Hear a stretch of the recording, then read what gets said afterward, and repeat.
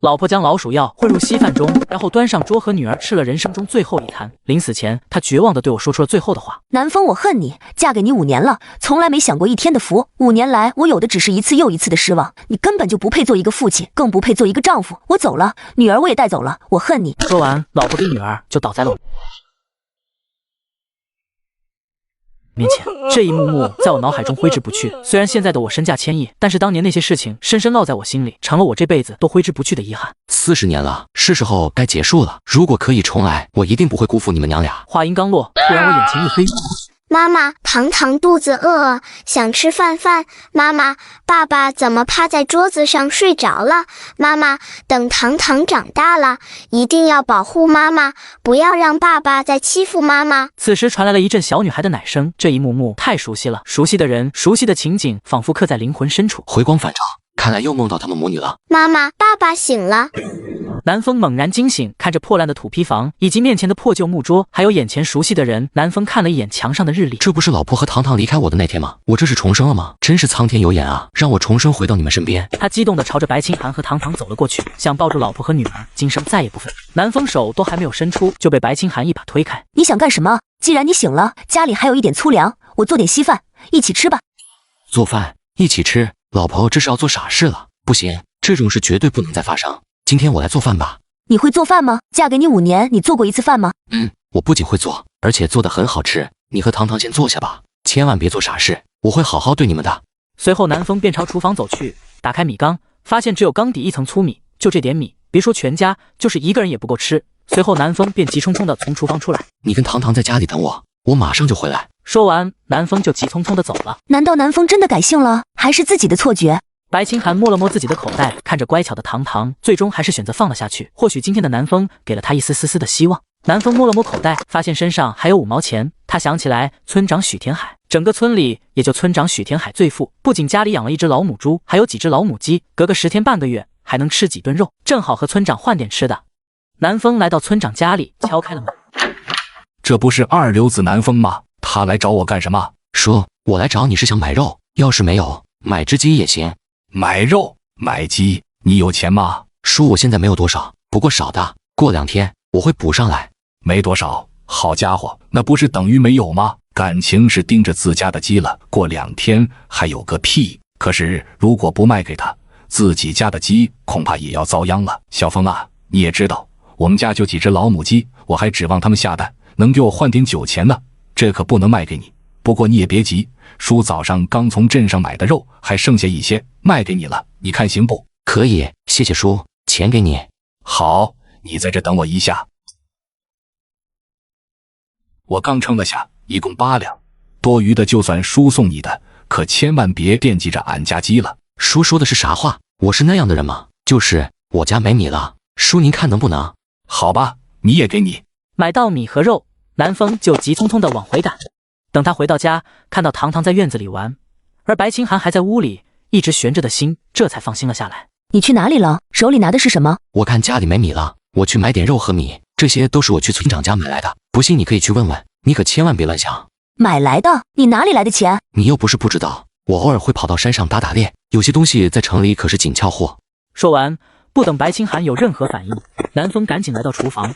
一旁的白清寒看着南风忙前忙后，一副做饭的架势。难道南风真的转性了吗？不一会功夫，南风就把做好的饭菜端到了桌上，给白清寒和糖糖一人盛了1碗肉。白清寒见到南风给自己盛1碗肉，赶紧摆手拒绝。你们吃吧，我不喜欢吃肉，我吃点米饭就好了。不行，这是专门为你和糖糖做的，你放心，以后我会让你和糖糖天天都有肉吃。肉都给我们了，那你吃什么？我喝点汤就行了。吃完饭后，南风便思考起来。现在已经身无分文了，得想个办法赚钱。你在家带着孩子，我出去看看，等会就回来。还不等白清寒说什么，南风就急急忙忙地跑出了院子。现在是5月中旬，正是插秧的季节，而离田不远的地方有条湖，湖水不是太深，这是当年开荒为了引水人工挖的，湖里的鱼很多，个头也很大。这个年头，在农村根本没有几个人喜欢捉吃鱼，所以湖里的鱼更加泛滥。当然不是因为鱼不好吃，只不过因为太费油，在这个勉强温饱的年代，如今家家户户肚子里都没什么油水，平常做个菜都不舍得放几滴油，更不用说做鱼了。所以一般做出来的鱼比较腥。湖里的鱼多，唯一的缺点就是卖鱼就有些麻烦，靠山村位置比较偏，到乡里有20里地，但是乡里鱼不好卖，好卖的地方就是到50里地的县城里，不过来回要走6个小时，更不用说还是背着鱼去。不过为了老婆女儿，别说6个小时，60小时也得干。南风立刻飞快向着湖那里跑去，引得周围干活的村民一阵侧目。重生之后的我身无分文，要想赚钱，就要利用现有的资源赚取第一桶金。根据前世的记忆，我准备到湖里捕鱼，然后到县城里去卖。而当我往湖边跑的时候，周围干活的村民看到我后便议论起来了。这不是南风这个二流子吗？跑得这么快，一看就是刚祸害完了老婆孩子，又要出去鬼混了。谁说不是呢？徐大爷死不瞑目啊！出了这么个不上进的败家玩意，你是没看见他老婆带着一个孩子，天天吃糠咽菜，摊上这么一个男人，迟早得饿死。也不知道当初白青还是怎么想的，会嫁给这个二厨。算了，不说了，快点干活吧，希望今年有一个好收成。今天的天气还很热，刚到湖边，南风就看到不少鱼在湖中露头，可惜没有渔网。南风在湖边用手刨了一个水坑，然后下水开始摸鱼。不一会功夫就抓了几十条鱼，还有一只3斤多的乌鱼。南风在附近找来一个麻袋，迅速的把鱼都装好。这里估计得有个30几斤，今天就抓这么多，先回家给老婆孩子做饭。等回到家的时候，南风就把捉来的鱼放到院子外的一个存水的大缸里，先把鱼养在水缸里，等明天背到县城去卖掉。第二天天还没亮，南风就醒了。他来到装鱼的水缸前，将水缸里的鱼装进木桶之中，然后背着木桶向县城走去。原本30多斤的鱼，再加上水和桶的重量，直接达到了40多斤。走了3个多小时，终于到了县城。此时已经早上8点了。光靠在街上叫卖肯定不行，县里还有个水产供销社，县城里面人买鱼都是到那里买，想直接和他抢生意，就算只有30多斤鱼，估计一天都卖不完。我记得在县城北边有个钢铁厂，那边都是职工家属，有钱吃鱼，把鱼背到那边去卖。南风找到了钢铁厂的家属楼，这会正是家庭主妇们买菜赶集的时候。南风将木桶放在了家属楼外面，然后直接吆喝了起来：卖鱼喽，3毛钱1斤，走过路过千万不要错过。你这鱼卖的怎么比水产供销社的还便宜呀？不会是小鱼或者不新鲜的吧？大姐，您就放心吧，不信的话您可以看看，我都放在桶里养着，这些都是我早上才捉的鱼，都是活蹦乱跳的，个头还大。中年妇女闻言，立刻来到南风跟前，桶里大部分都是大鲫鱼，最大有1斤的，最小也有3、4两，活蹦乱跳。其中还有一个大乌鱼，这玩意可不好抓，滑不溜秋的，但是用辣椒爆炒起来特别香，她老公的最爱。乌鱼平时在水产供销社可不好买到，而且价格还贵上1毛左右。这条乌鱼也是3毛1斤吧？一共多少斤？大姐，我这里的鱼一律3毛，不过我没带秤，我也不坑你，这条鱼3斤半还多，我算你1块钱，你回去称一称，多了算我送你的，少了你就来找我。你放心，鱼不卖完我是不会走的。中年妇女闻言根本没有犹豫，她做饭那么多年，一看就知道这条鱼最起码3斤以上，就算对方跑了也不亏，立马掏出钱给南风。她现在就想赶紧买完鱼，免得被别人买走了。第一桩生意做完，接下来就顺了许多，毕竟便宜又新鲜，谁会放着3毛的鱼不买，去买4毛的？除非那个人是傻子。仅仅半个小时的时间，30多斤鱼直接卖了一大半。就在这时，那之前走了的中年妇女带着几个姐妹过来，老远就指着南风说道：就是他，我的鱼就是从他手中买的，他的鱼只要3毛钱1斤，而且不用称，就很准。南风刚看到的时候，还以为自己用手试重量是错了呢，吓他一大跳。毕竟这对中年妇女来的时候如狼似虎的，当他听到后面的话，这才放下心来，避免了拔腿就跑的尴尬。小伙子，给我来1斤鲫鱼，这种鱼不错，给我来2斤。小伙子，还有没有乌鱼？我家小孩特别喜欢吃。没有了，这种鱼可不好抓。行吧，那鲫鱼给我来2斤。瞬间，南风面前围了一堆人，他们一听鱼这么便宜，就纷纷开始争抢起来。不一会儿功夫，剩下的鱼就全部卖光了。小伙子，你这鱼怎么就卖完了呀？我都排了半天了。对了，你明天来不来？我还没买到，明天一定要来啊！不好意思啊，各位大姐，今天的鱼就只有这么多。众人听罢，只能遗憾地走开了。人群散去，南风看着空荡荡的木桶，再感受到口袋里鼓鼓的一叠毛票。他将东西收好，走到一个没人的地方，从口袋中将一叠皱巴巴的毛票掏出，然后就开始数了起来。一共10块02毛，家里什么吃的都没了，先去供销社买点东西回家。这个时候的供销社就相当于后世的大超市，什么都有。重生之后的我，靠卖鱼赚了10块02毛，卖完鱼后立马来到了供销社。南风走进供销社，把需要的东西都买了个遍。等南风出来的时候，已经是大包小包拎得满满当当。紧接着，南风在街上看到刚开张的猪肉铺，便快步走了过去。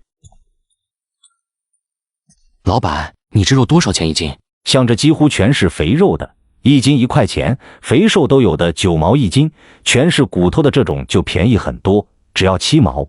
你管这叫全是骨头？这分明就是排骨好不？排骨肉虽然少，但是不仅好吃，而且用来熬汤更是营养大补。老婆跟女儿现在严重营养不良，像这种排骨当然不能少。给我来2斤排骨。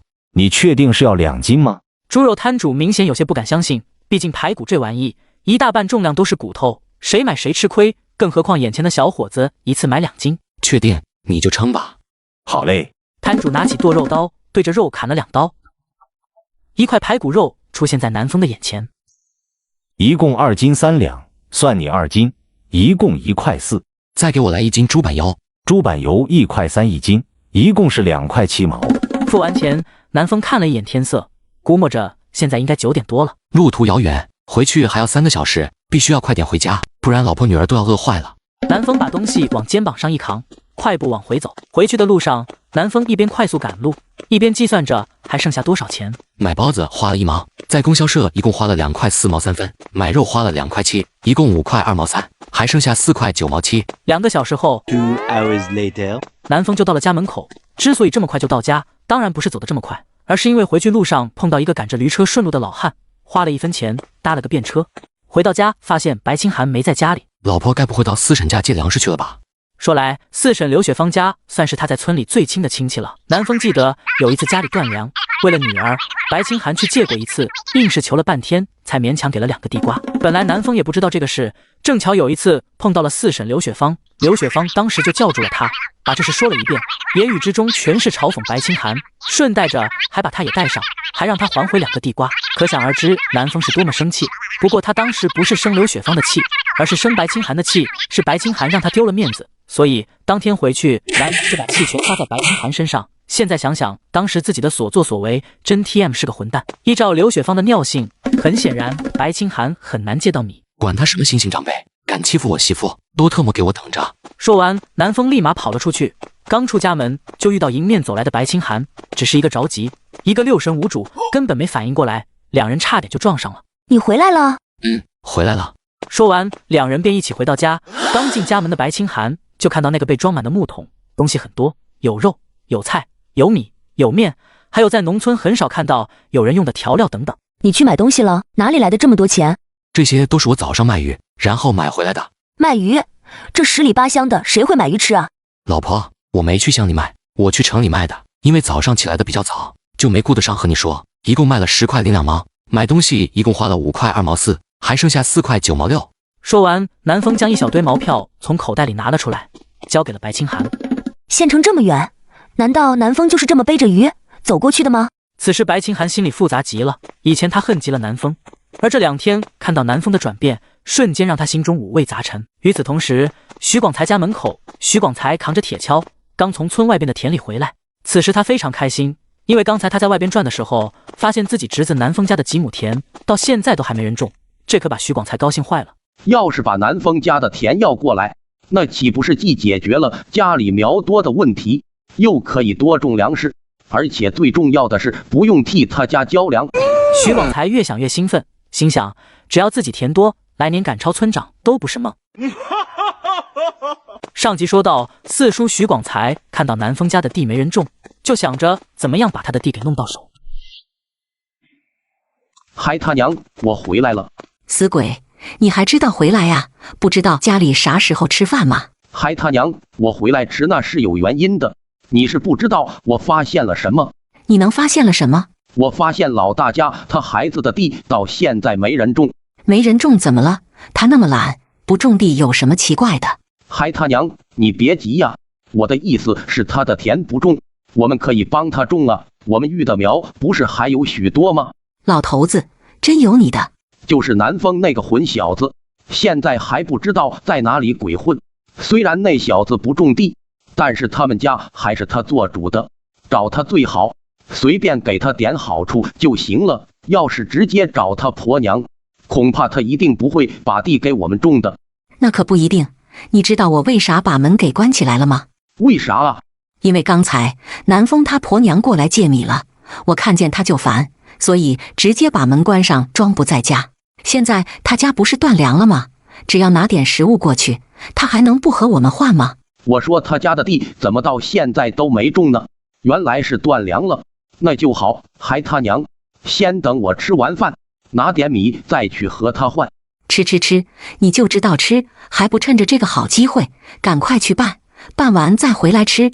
老娘当初怎么就嫁给你这个废物呢？哼！得嘞，我这就去。徐广才走出家门，随即便马不停蹄地向南风家跑去。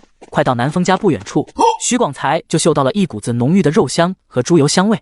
那个挨千刀的，这个时候熬猪油，难道又是村长家？徐广才吞了吞口水，羡慕的不行。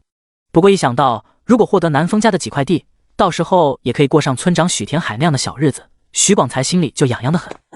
于是他立刻加快了速度，不一会儿就来到南风家门口。怎么回事？好香啊！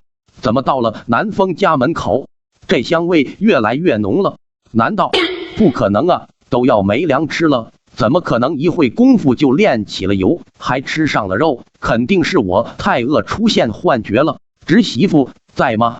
我是你四叔啊，我来给你送粮食了。此时南风正在厨房内剁排骨，准备熬汤给老婆孩子多补。四叔过来送粮食，虽然家里不需要，但是还是要去感谢一下四叔的。一旁的南风听到徐广才，心里早就骂他800遍了，立马说道：老婆，你留在这里，我去看看。于是南风不慌不忙地走到院子，出门就看到了在门口鬼鬼祟祟的徐广才。哟，这不是四叔吗？什么风把您吹来了？大侄子，你啥时候回来的？见到开门的不是白清寒，而是废物南风，徐广才心中别提有多开心了。这下借地的事十有八九是妥了。我是来给你家送点米的，好久没见到你了。大侄子，有空到我家喝2杯去。哦，四叔是来送米的呀。南风也不客气，直接把装了米的袋子从徐广才手中接过来。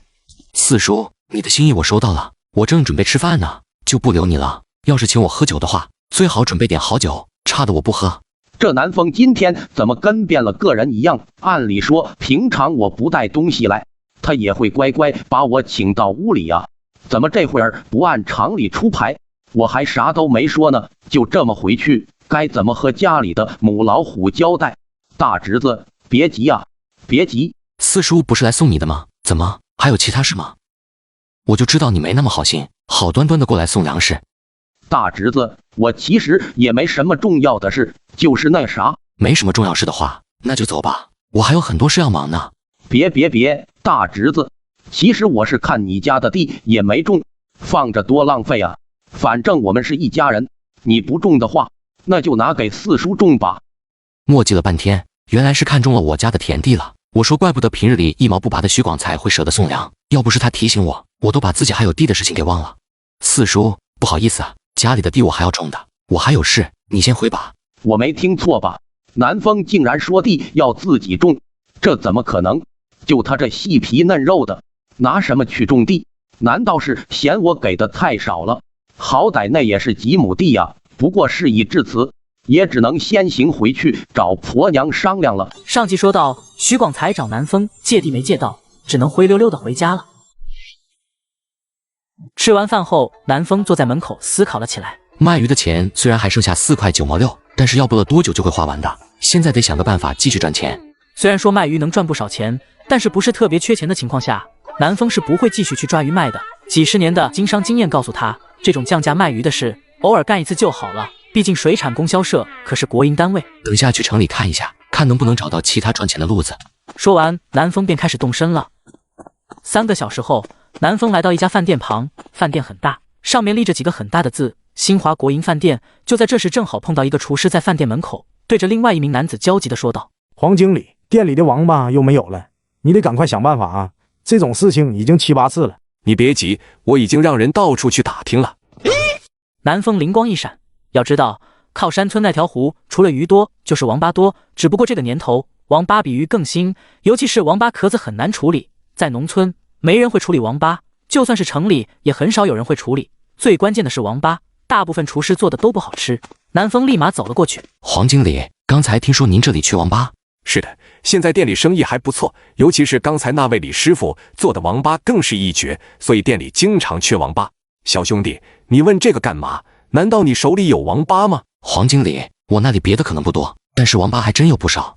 好，你要是有，直接送到我这里来，别人都是4毛1斤，我给你5毛钱1斤，有多少我要多少。好，那我这就回去，抓到以后我立刻送到您这里来。本来这次进城就是想找个赚钱的好路子，没想这么轻易就碰到了。靠山村那条湖中的王八虽然多，但也不是简简单单就能捉到的，毕竟捉王八也是个技术活。王八比乌龟可凶很多，要是被咬上一口，那就惨了。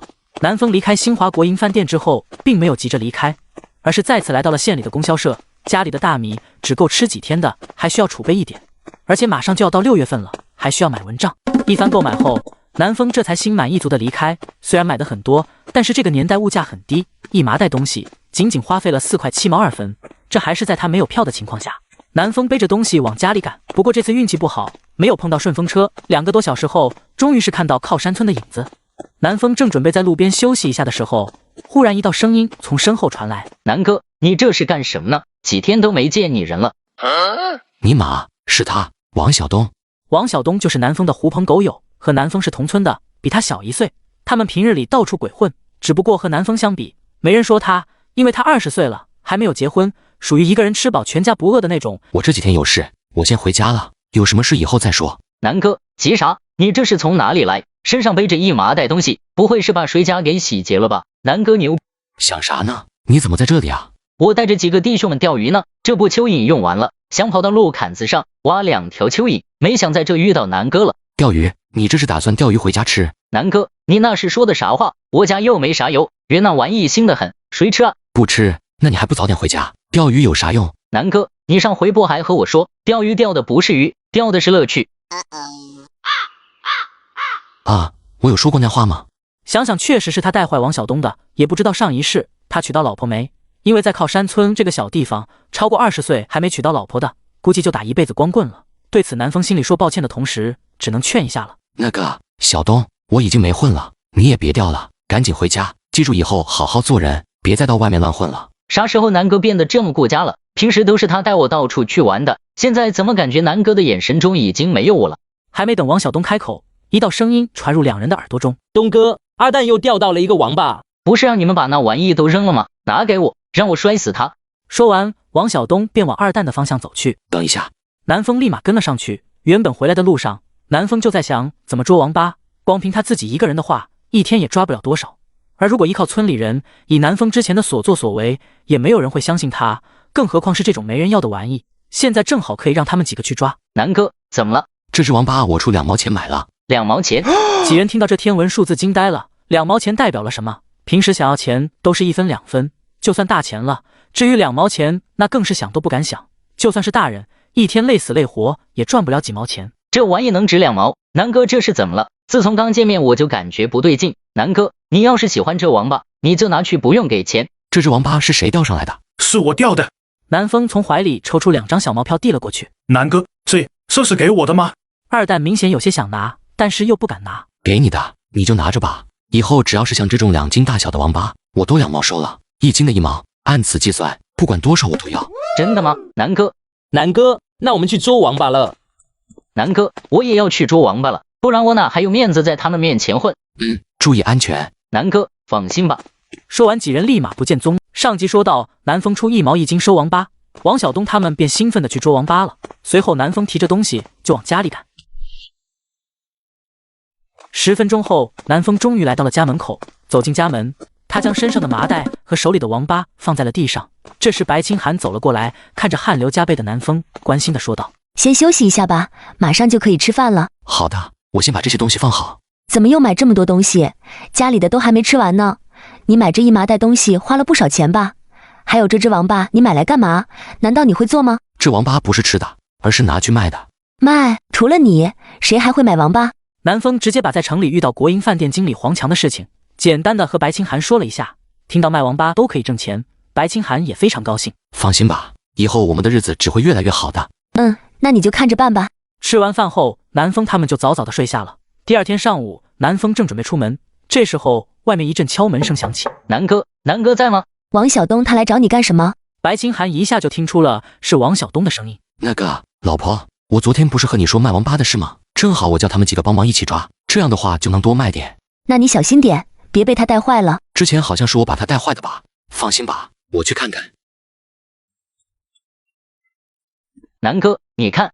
王晓东率先把麻袋递了过来，南风打开麻袋一看，果然全都是王八。数了一下，一共有30只王八，大的有2斤，小的也有半斤多。用手试了一下，大概有30斤左右。小东，不错呀，一晚上就抓了这么多，以前可没发现你有这本事。南哥，我可不是吹的，捉王八的技术我还没浮过水，当然这次可能是运气比较好，一不小心挖到了一个王八窝，里面有10几只大王八。不过要不是太晚了，我还能抓更多王八。行吧，因为家里没秤，我刚才估摸着你这王八差不多有30斤左右，我就按照30斤算了，一共3块钱，你看怎么样？就这么些王八，就值3块钱啊？南哥，3块钱够多了，我之前从来没想过王八还能卖钱。自从跟着南哥混之后，我从来没有挣过1分钱，现在老子也赚钱了，而且比在田里累死累活赚得多。我看以后村里谁还敢说我是废物？王晓东忽然有种扬眉吐气的感觉。此时三子跟二蛋也纷纷的将手中的小麻袋向南风递了过来。三子，你的差不多是20斤左右，按20斤算，一共2块。二蛋，你的15斤左右，也按15斤算，一共1块5毛钱。你们继续去抓，晚上到我家来拿钱。南哥，那我们先回家了。说完，几人便开心的走了。南风把王八放在了水缸里，然后就来到家里。怎么样，他们都回去了吗？还不错，没想到他们这一晚上就捉了几十斤，现在他们都回去了。等下我把这些王八送到城里去。对了，我想明天把家里的田种一下，马上农忙就过去了，再不种就迟了，到时候交不了公粮。不过家里没有秧苗，需要花钱从村民那里买。你不用管这些，这些都是我的事，我来解决就好。可是你不是还要收王八卖吗？老婆，放心吧，这几天我就会把家里那几亩地弄好，你好好的在家就行。南风来到院子里，看着那些王八犯了难。原本30多斤鱼背到县城就非常的累，更不用说现在60多斤王八，说什么也背不过去的。分2趟的话又不划算，而且这还只是王晓东他们3个人抓的，如果村里其他人也都加入进来，肯定会更多。现在看来也是该买辆板车了。想到这里，南风决定还是找村长许田海，他家肯定有板车，村长是个聪明人，只要给钱，村长肯定会很乐意的。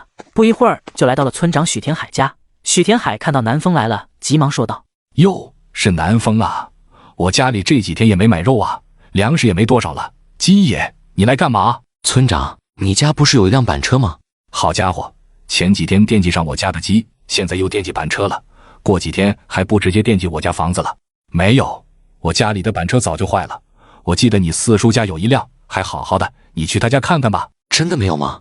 我家真的没有板车，你咋就不信呢？说，你看那是啥？南风一眼就看到板车完完整整的放在那里。这败家娘们不是说今天把车拉去娘家拉秧苗吗？怎么还在家里？这下好了，被南风这个二流子当场发现。刚才跟他说板车坏了，这要是被传出去，我这张老脸往哪搁呀？叔，你那板车我可没打算白要你的，您说个价，我买了。你买了，你就别哄叔了。你有钱吗？你知道我板车多少钱吗？听到南风竟然说买他的板车，还让他出价，可没把许田海笑掉大牙。就上次5毛钱买了我8两肉，还是看在家里老母鸡的份上，而且还搭上了差不多1斤多的粗米，你能买得起才怪。嗨嗨，你要是想要，我4块钱卖给你。没想到这么便宜，我原本以为一辆板车至少需要8、9块呢。好，4块钱我买了。你买了？你别开玩笑了。说我不仅买了，还多给你1块钱，但是要等到晚上才能给你钱。也不等许田海答应，南风直接就上去把板车推走了。许田海被这突如其来的一幕给吓到了。我就知道你小子没有钱，等晚上估计人都找不到了，更别说钱了。不过现在儿子老婆都不在身边，南风这人高马大的，这要是打起来，我肯定是被打的那个，来硬的肯定不行。小风啊，我当这个村长也不容易啊，这个板车是我们一家子生存的希望，我还要用来拉秧苗拉货呢，不能给你。说，你放心吧，晚上一定给你送钱过来。说完，南风便推着板车走了。上集说到南风去村长许田海家买板车，然后用板车拉王八到城里去卖。南风推着板车高兴地回到家，然后迅速的把王八装入麻袋中，然后放到板车上固定好，推着板车就往城里赶。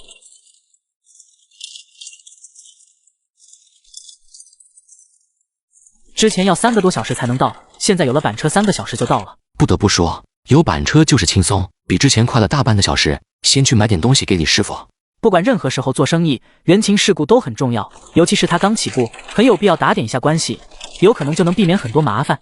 南风买好东西就来到了新华国营饭店，车刚到饭店门口，就见到里面一个30-40岁的工作人员出来，看了南风一眼，说道：“你是来干什么的？”“兄弟，我是来卖王八的，你们黄经理让我来的。”南风赶紧掏出香烟，递了一根过去。本来听到黄经理，工作人员还有些怀疑，毕竟黄经理一般是不管这种事的，更别说安排人过来卖王八。毕竟一般后厨的事都是交给李师傅负责的。然而，当他看到南风递过来的烟后，好家伙，竟然是红塔山！要说黄经理跟他没关系，我都不信。毕竟就算在我们国营饭店，能抽得起红塔山的都没几个人，更别说拿出来给人抽了。小兄弟，你先等一下，你找黄经理对吧？我去替你问问他在不在。不用麻烦了，黄经理让我直接找李师傅，你帮我告诉他就行。好的，我这就去，你在这里等一下。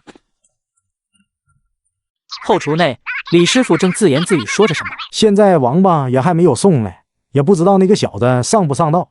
要是不给我点好处，看我咋为难他。就在李师傅想着怎么捞钱的时候，突然一道熟悉的声音在他身后响起：“李师傅，外面有个卖王八的人找你。”王成，你不在前面忙，跑到我后厨干什么？没看见我在忙吗？你刚才说什么？有人来找我，那人是干什么的？是的，一个年轻人拉着几十斤王八，说是黄经理让他找你的。来了就让他先等等吧，等他等急了就知道咋求人办事了。李师傅，你确定要让他等吗？可千万别犯了思想上的错误。你什么意思？李师傅，既然他和黄经理有关系，你还是快点过去吧，别让他等急了。王成，你不会是拿了他什么好处吧？那天黄经理带他来，我又不是没见过，只不过是从乡下来的小子。老李啊，不是我说你，黄经理还能直接和你说带他亲戚过来吗？你知道他平时都抽什么吗？他刚才打给我的都是红塔山，他要是乡下来的会舍得吗？你可长点心吧，别到时候你出了事把我都抖出来了。这可把李师傅吓得不轻，没想到他竟然抽红塔山，难道真的是黄经理的亲戚吗？应该是黄经理不想被人知道，怪不得黄经理给他5毛的价格。原本我还想从他身上捞一笔呢。王老弟，等等我。小兄弟，李师傅我给你带来了，你们聊吧，我先去忙了，记得有空来找哥哥玩。好的。南风兄弟，这些东西我安排人给你称一下，你放心，绝对不会少你一斤的。这年头都这么客气的吗？第一次看到这个李师傅的时候，就感觉不像是这么好说话的人，所以才提前买了些礼品准备打点一下。李师傅，这些东西是我特意买来给你的，希望你能够收下。看来之前是我看走眼了，这小子还是很上道的，以后得跟他打好关系。虎子，你个兔崽子，跑到哪里去了？赶快把这些王八称一称。李师傅，我这就去。刚才我女朋友过来看我了。女朋友要那玩意儿干嘛？李师傅，没关系，不用太急。老弟，这你就不懂了，年轻人就是要多吃点苦的，我也是为了他好。李师傅，王八称好了，一共70斤。不是只有67斤吗？怎么多出来3斤了？难道这就是人情世故吗？不管他了，反正又不是少3斤。老弟，一共70斤，35块，来，这些钱你拿着。老弟，常来啊，以后就认准你的王八了。好嘞。离开新华国营饭店，南风又到供销社买了一堆东西，顺便把身上的钱都换成了零钱，这样方便收购王八。将东西都装上板车后，就赶紧往家里走。3个小时后，南风回到家，得先把钱给村长送去，顺便让村长找人把我家那田种一下。来到了村长许田海家，许田海正愁眉苦脸地坐在院子里，说：“我给您送钱来了。”许田海听说送钱，顿时就来了精神，立马站起身，接过南风手里的钱，说：“我还有一件事想麻烦你一下。”还有啥事啊？跟叔说，能办到的我一定给你办。啥时候许田海这么好说话了？明明之前都还扭扭捏捏的。不是我家田都还没种吗？我想让您找人帮我把家里那田种一下。种田可是钱？这你放心，钱我出，一共4亩地，算上秧苗一起，一共给您10块钱，不知道叔觉得够不够？够，简直太够了！你放心，这世叔肯定给你办得妥妥的。南风这是做什么？赚了这么多钱，居然给我10块钱让我给他种田，这事要是办成了，我最起码可以赚3、4块钱。看着南风离开的背影，许天海也赶紧去办事情。万一这钱是南风偷来的，那这钱岂不是要上交？管他呢，我只要把事情办妥，钱都花出去了，还拿什么交？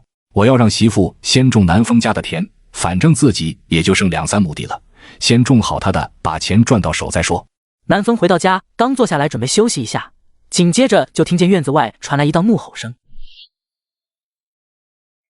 开门，开门！南风，你什么意思啊？四婶子来了，你是不是哪里惹她生气了？我出去解释解释。”听到刘雪芳的声音，白清寒还是有些紧张的。他知道刘雪芳脾气不好，尤其她还是长辈，按照这个态度，南风肯定是免不了被骂一通，还是自己去说最好。不就是地没给他种吗？他还有脸跑到我家来骂？你不用去，估计就是上次我没给他地的事，这事你也不清楚，你在屋里等着我就行。是地的事啊，那你小心点，别和四婶起争执，不过地也不能给他。放心吧，就算是扔那不要了，也不会给他的。再说我这么壮，不给他们地，难道他们还敢勉强不成？哪有这么夸自己的？南风走出家门，来到院子里，只见刘雪芳和许广才两人阴沉着脸，好像别人欠他们钱一样。同时，刚才的刘雪芳的大声还吸引了几个干活路过的村民，看到刘雪芳一副怒气冲冲的样子，顿时觉得有热闹看了。汪老三，你住得近，你说说这是发生了啥事？许广才他们2口子怎么跑到二流子南风家来了？我记得他们2家基本不怎么联系的。还能因为啥？估计是那个二流子南风干了啥缺德事呗。我猜肯定是偷了许广才那老家伙的东西。以那高小子的抠搜性格，不然怎么会带着媳妇找上门来？就南风他家都穷成什么样了，哪里还有人会来？我看8成是。哎，可惜了，你看南风的老婆跟天仙似的，还是下乡来的知青，怎么最后跟了这个二流子？谁说不是呢？这二流子真是不成器。他爹许老大在的时候，他们家在我们村，那也算可以的。你看看现在混成什么样了，听说老婆孩子都快乐嘎了。不过这次南风惨了，刘雪芳可是出了名的母老虎，那杂泼的性格在乡里都是排得上名的。谈起南风来，众人都是摇了摇头，不过没有一个人离开，显然都想凑这个热闹。四叔、四婶，你们来干什么？还问我来干什么？你自己不种田就算了，你宁愿把田给村长种，也不给我们家种，你是什么意思？你让大家伙评评理，不给亲戚，反而给外人，这里说得过去吗？我还让你四叔专门过来给你送钱送吃的，我图啥呀？还不是想让你家有口吃的。可怜我那嘎了的大哥呀，要知道你竟然把田给了外人，他嘎都嘎得不安生啊。原来是为了南风他家的地啊，不过这南风还真是的，自己不种田，反而把田给外人种，实在是太混球了。谁说不是呢？他本来就是个二流子，自然干的也是混蛋事。应该是他们看到村长在帮我种田了。我说为什么要过几天才来闹呢？没想到村长竟然办事这么快。南风冷眼看着两人，也明白了事情的原委。不过南风也没有选择立刻说清楚，因为他还想看看这俩人还能无耻到什么地步。四叔、四婶，我自己的田应该和你们没关系吧？你们是不是管得太宽了？你看看，大家伙都来看看，这是人说的话吗？我们种你家的地也是为你好，你四叔可是你亲叔叔啊。南风啊，四叔种你的地也不是白种你的。为我好，我很好奇，你哪点是为了我好？你拿1斤粗米就想换我这4亩地吗？我靠，这许广才一家也太贪了吧！4亩地就给1点粗米，谁说不是呢？我还以为一向抠搜的许广才，这次怎么突然就变得这么大方了呢？谁说了就1点粗米啊？我不是还用2块钱和你换吗？2块钱？不好意思啊，我还真看不上你那点钱。那也好比你把田送给村长好吧？谁说我把田给村长了？你别告诉我是村长跟你说我送给他了吧？难道我就不能花钱让他帮我种吗？不是婶说你有钱吗？你家都穷成什么样了，我能不知道吗？说实在的，我都不想认你这门亲戚。你把田给你叔种，以后我们还能帮衬你，不然我们就和你断绝关系，到时候你在村里连个亲戚都没有了。断绝亲戚关系，还能有这种好事？四叔、四婶，你们确定要和我断绝关系吗？哟，田宁愿给外人种，都不给我们种，还想叫我四婶呢？不给田，我就没有你这个侄子，你就当你叔嘎了。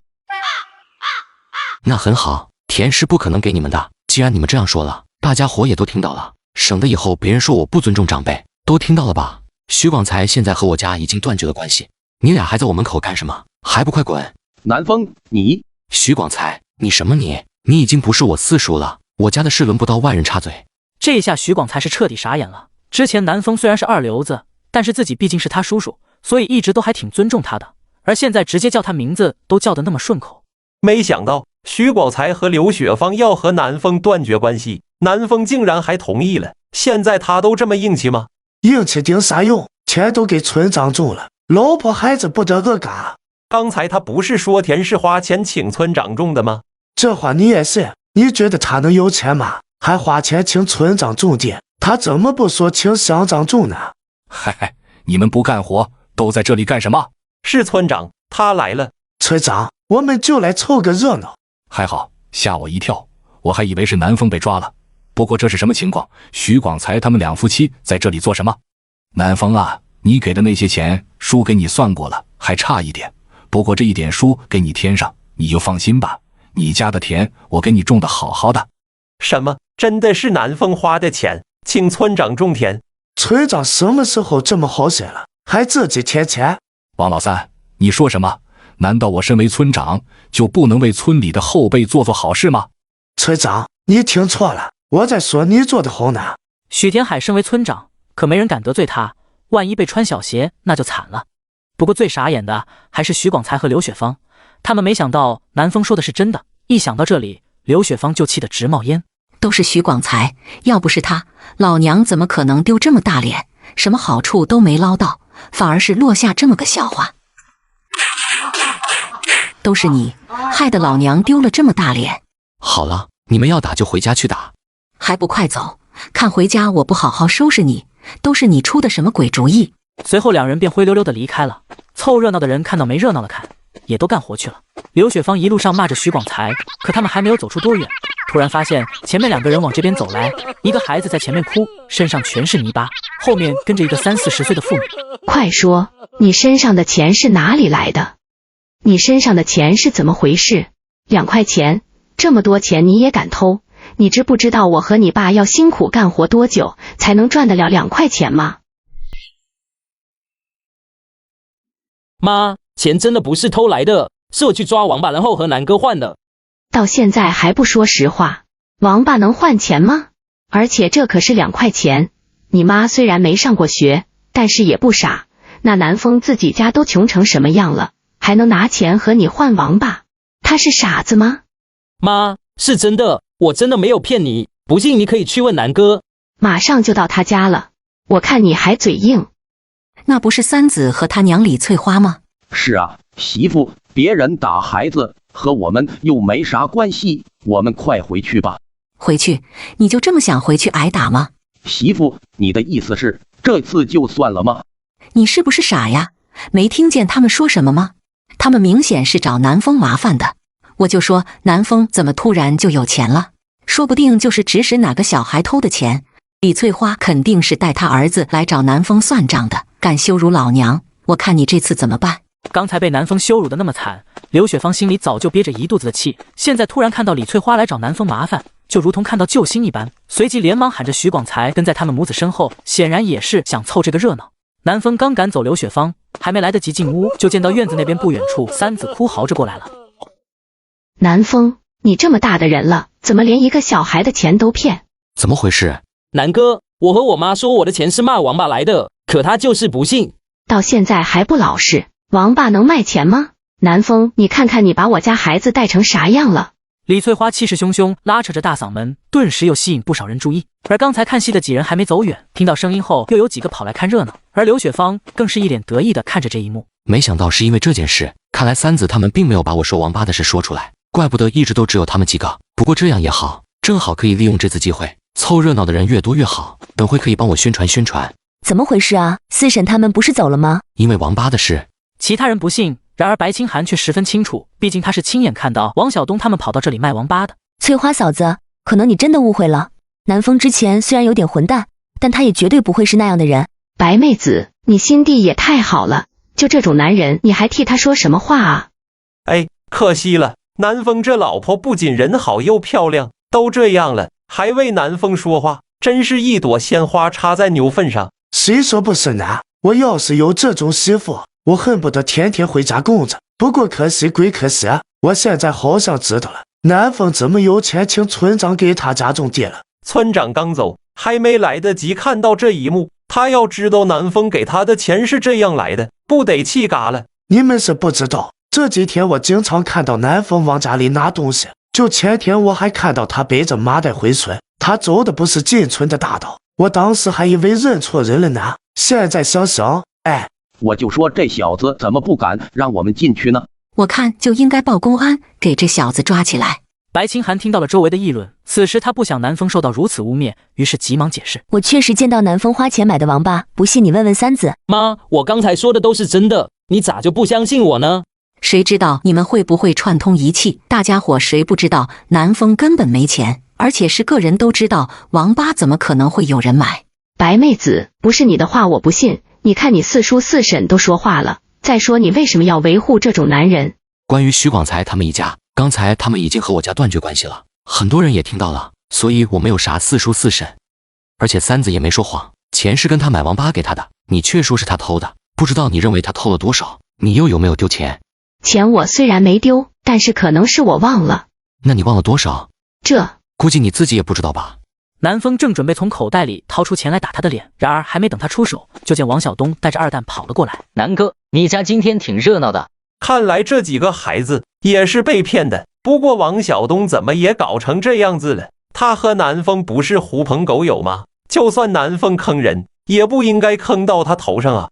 南哥，这是我今天抓的王八，你给看看有多重。南风也没想到，这时候王晓东竟然过来了。不过当着众人的面收王八，这可比直接拿钱打脸证明自己好多了。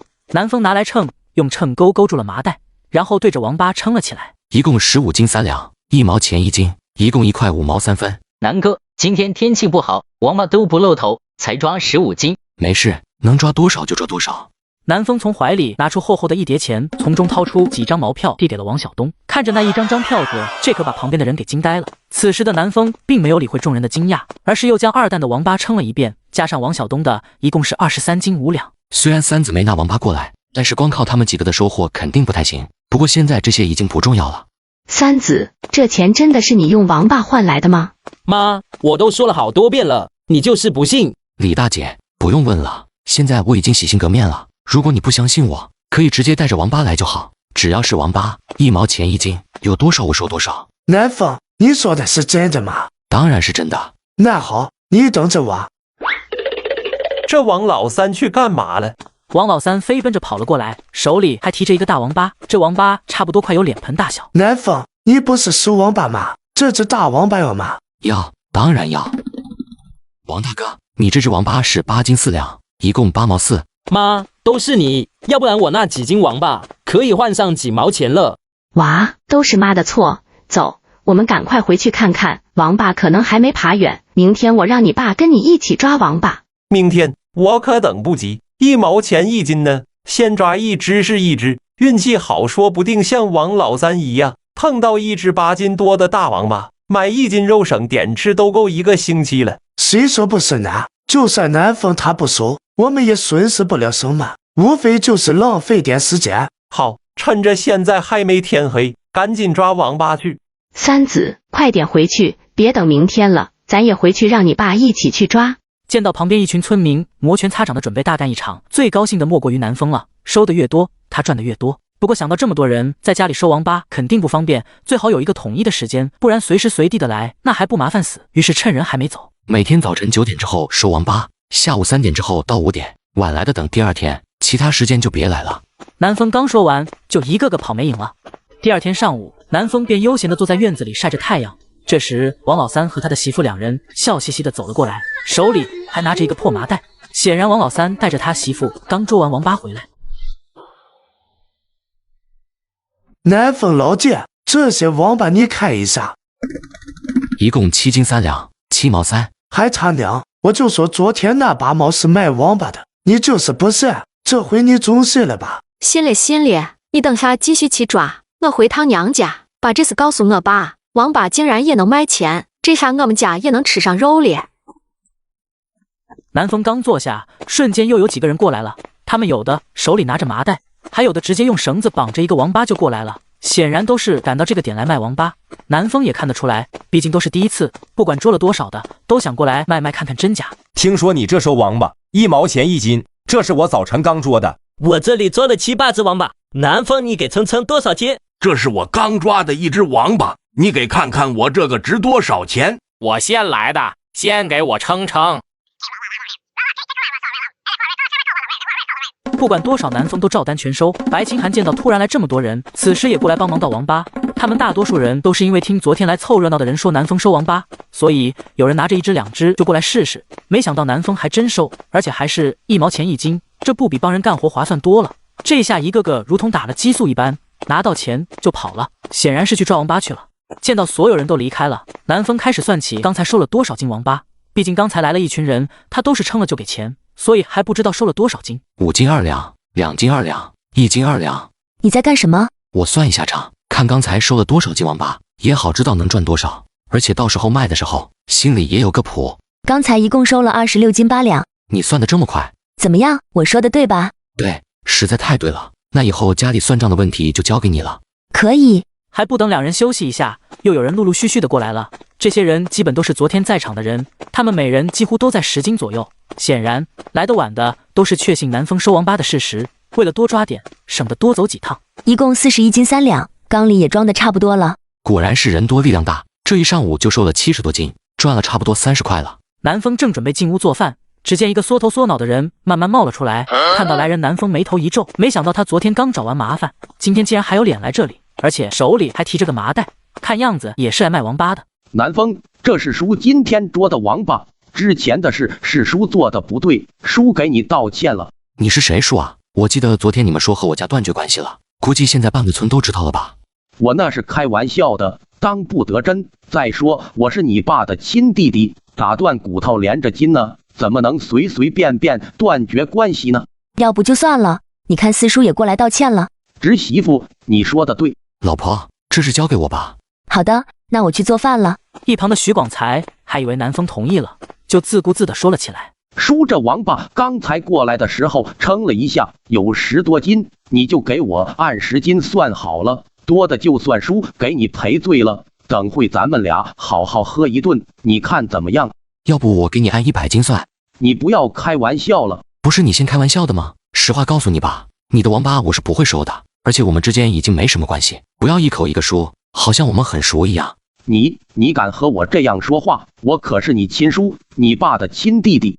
亲弟弟，我记得我爸在的时候处处想着你，一次大冬天的捉了一只野兔，还分一大半给你家，我姐都没吃到几口，而你呢，对她儿媳妇孙女非但没有一点帮助就算了，还落井下石。我爸要是知道了，估计老后悔了。对了，野兔还只是最微不足道的一件事，其他的我就是不说你也应该知道吧。快走吧，我都懒得再说你了，你的王八还是自己留着吃吧。你收个王八应该也是为了赚钱吧？就算不想和我家和好，也没必要放着有钱不赚啊！赶紧给我滚，别让我动手。你这样对四叔是不是有点？没关系的，对他这样我都已经很克制了，反正我有你们就好，其他人都无所谓。什么有我们就好？没发现你说起这种肉麻的话来这么顺口。算了，不管你了。徐广才骂骂咧咧地回到家，边走还边嘀咕：这本来可值1块钱啊，早上没吃饭就去抓，没想到南风竟然不收，那不是这些王八全都白抓了吗？死鬼，这么快就回来了？怎么样，王八卖了多少钱？卖个屁！南风根本不收，白抓了这么多王八。你看看你有什么用？你不是他四叔吗？他还能真不顾亲情不收你的吗？还不是怪你要去找他们要田，还要和他断绝关系。好呀，都怨上我了。是谁天天为这个家操心？是谁天天伺候你这一大家子人洗衣做饭？现在倒来抱怨我了，老娘真是给你脸了。还他娘，别生气，我不是真的怪你。你看我早上捉王八到现在还没吃饭，又在南风那里低声下气的，结果什么也没办成，我能不生气吗？算了，不说这个了。还他娘，那这王八怎么办？难道扔了吗？蛮可惜的。当然不能扔了。刚才我忽然想到了一个好主意，南风不是收王八吗？他肯定要拿出去卖的，你这几天早点起来，什么都别做，就偷偷跟着他，看他去哪里卖，我们再找到收王八的老板，这样我们也可以来收王八了，到时候咱家就发财了。还他娘，真是好主意，可是为啥又是我？你不去，难道还让我去吗？你也不想想这个主意是谁想出来的？我去，媳妇别生气。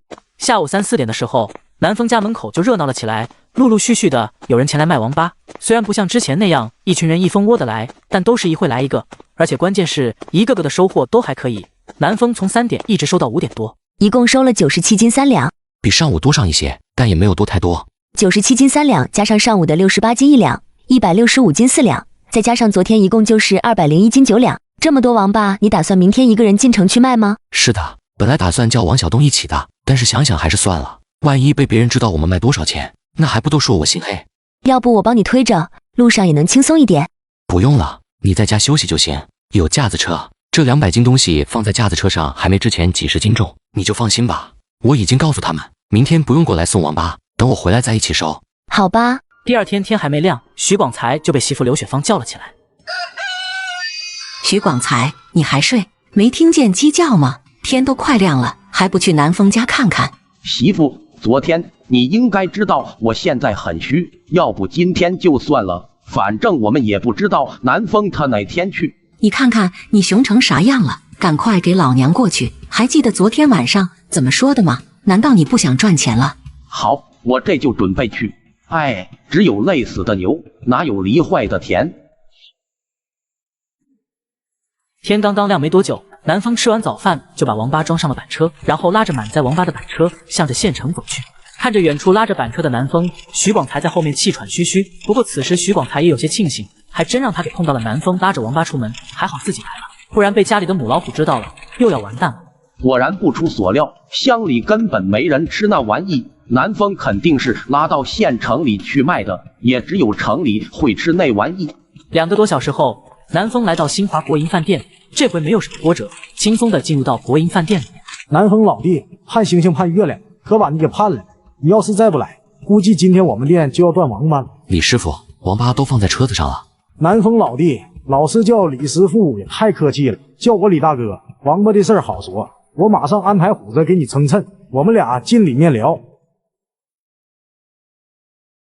南风老弟，你可能不知道，你之前送过来的王八就剩下7、8斤了。你要是再不来，今天都撑不住了。这几天领导考察，我们新华国营饭店负责招待，天天都是大场子。我从早上忙到现在都还没休息过，也就是南风老弟来了，我才能有时间喘口气。这时虎子匆匆忙忙地走了过来。李师傅，一共202斤。202斤，我第一个乖乖，今天咋这么多王八？200多斤。李师傅也没有犹豫，直接把钱递给了南风。南风老弟，你这次咋捉来这么多？我也是怕你们不够，再说千年王八万年龟，王八又不容易打，我就多送了点。老弟呀，有件事我要和你说一下，可能黄经理还没来得及和你说。李大哥，您说。是这样的，虽然我们是县里最大的国营饭店，但是一天基本上也就消耗个20、30斤王八。老弟以后还是按照这个量来送，虽然王八不容易嘎，但是太多的话我们店也没法放。好的，没问题。李大哥，你在县里说，你知道县里哪里还有收王八的吗？我想想啊，在光山县国营饭店会做王八的还真少，一般需求量也很少。对了，我想起来了，水产供销社的李经理昨天在我们店里吃饭的时候好像提过，说什么上面下达了有关省里吃云南的文件，因为昨天李经理在我们店点的就是王八，好像还特别提到了这个王八。我想他们应该会收，不过具体的我就不知道了，你可以去问问看。好的，那我去看下，谢谢李大哥了。南风决定先去买点礼品，然后再去找水产供销社的李经理。此时在新华国营饭店门口不远处，徐广才正捂着咕咕乱叫的肚子，等待着南风的出现。南风进入这家国营店已经半个多小时了，他的王八应该就是卖到这里的，但还是要确定一下再回去，不然出了差错，不说白跑一趟，也对不起我这咕咕叫的肚子。终于，徐广才看到南风从饭店里面拉着架子车出来了，车上的王八都没了。见此，徐广才心中大喜，目的已经达成了，也不用再盯梢南风。于是，徐广才忍着饥饿，急切地向家里跑去。南风离开饭店之后，就去了之前买礼品的店，买完东西就往着水产供销社走去。来到水产供销社，也不知道里面是啥情况。不过，当他看到水产大铁门的不远处还有一个看门的大爷时，灵机一动，要想了解情况，随便问路人那肯定是抓瞎，但是看门的大爷就不同了，他们的消息一般都比内部职工都灵通。停下来，干啥的？要买水产往那边走，这里外人不能进。大爷，我想问你点事。好家伙，这是红塔山，我滴个乖乖，这小子深藏不露啊！问吧，啥事？只要大爷知道的，都跟你说。大爷，我想问你们这里是不是收水产啊？你还真问对人了。你要是问一般人，他还真不知道。不过这是我门亲。要说之前我们水产有专门的渔场，那肯定是不收外面的。但是现在听说省里下达了什么文件，好像只收渔场少的几类。不过这件事都是领导做主。大爷，你知道哪几种吗？鱼收不收？哪几种我倒是不知道，不过鱼我知道肯定是不收的。渔场的鱼都太多了，又没人吃。我记得前几天有个人偷偷的在人家国营厂家属区门口低价卖鱼，被举报了。当时我们水产供销社都派人去，结果那小子跑得快，毛都没抓到。可想而知，供销社这边鱼都卖不完，怎么还会收购鱼？省里这个文件也算是解决了我们水产供销社的部分困难。大爷，不知道你们的李经理在哪里？往这里面走去2楼最左边那个就是，千万别说是我给你放进去。没问题，麻烦大爷帮我看下车。李经理你好，我叫南风，是黄经理介绍过来的。黄经理，难道是新华国营店的黄老弟？原来是黄老弟的朋友啊，快请坐。既然是黄老弟介绍你来找我的，有什么事你说，能办到的我肯定给你办。这时，南风从兜里掏出了刚才买的几盒烟，递给了李维山。是这样的，我之前不是经常给黄经理供货吗？听他说您这边现在收一些鱼货，所以过来问问您。什么鱼货？就是王八。原来是王八，我还以为是什么鱼呢。李维山顺势接过南风的东西。这样吧，王八的价格我做主了，给你4毛钱一斤，这已经是我能给的最高收购价格，你可千万别往外说。李经理，你放心吧，我保证不会说的。你也别多想，我这可是响应省里的号召，为人民服务。当然，那黄鳝和泥鳅您看？黄鳝泥鳅这是好办，黄鳝收购价是2毛7，泥鳅是1毛5。李经理，还是给我换成整数吧，好算账。黄鳝3毛，泥鳅2毛，您看这样可以吗？哈哈，南风老弟，你还真是一点亏都不肯吃。好吧，看在你这么上道，又是黄老弟的朋友，这价格我还是能做主的。于是事情办妥，南风和李维山客套了2声，同时李维山将一位姓贾的师傅介绍了给南风。李维山身为经理，肯定不可能天天亲自去收南风那点水产，而贾师傅是水产供销社专门负责收水产的。在李经理和礼品的关系下，贾师傅也是对南风客客气气。等南风出来的时候，已经差不多11点多了。现在已经到饭点了，回去最起码要3个小时，肯定是赶不上回家吃饭的。先在县城里吃完饭再回去。而此时徐广才饿着肚子，挺了3个小时，终于是让他走到家门口了。还好门是开着的，不然喊门的力气都没有了。